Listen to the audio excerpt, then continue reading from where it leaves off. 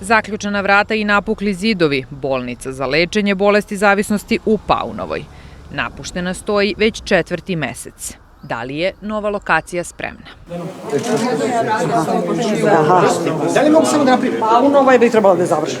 Jel trebala, a rekli ste nam da će biti u novembru? Samo za temu. Ljudi danas pitaju sada. Odgovor u hodu, a dok je ministarka davala izjavu za drugu televiziju, pojašnjenje su nam dali iz njenog kabineta. Useljena Paunova.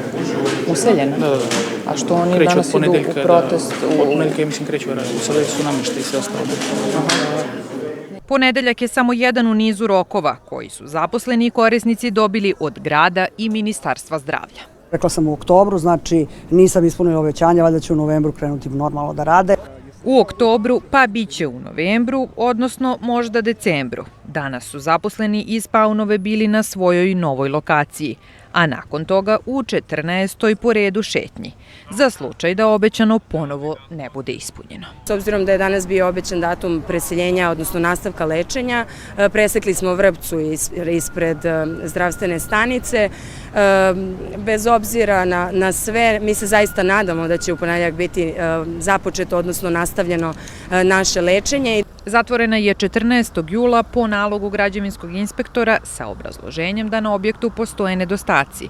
Danas se tamo nalazi samo ljubimac doma, koji korisnike i zaposlene verno čeka da se vrate. Ipak oni kažu da je preseljenje samo privremeno rešenje i da od zgrade Paunova 2 neće odustati. Trajno rešenje bi po nama trebalo da se desi gore sanacijom same Paunove i mi ćemo u tom smislu i prikupljati donacije i uraditi veštačenje tih troškova za sanaciju objekta. Jer od te lokacije ne žele da odustanu, uvereni da iza ideje o preseljenju stoji nešto drugo. Ana Opačić, N1, Beograd.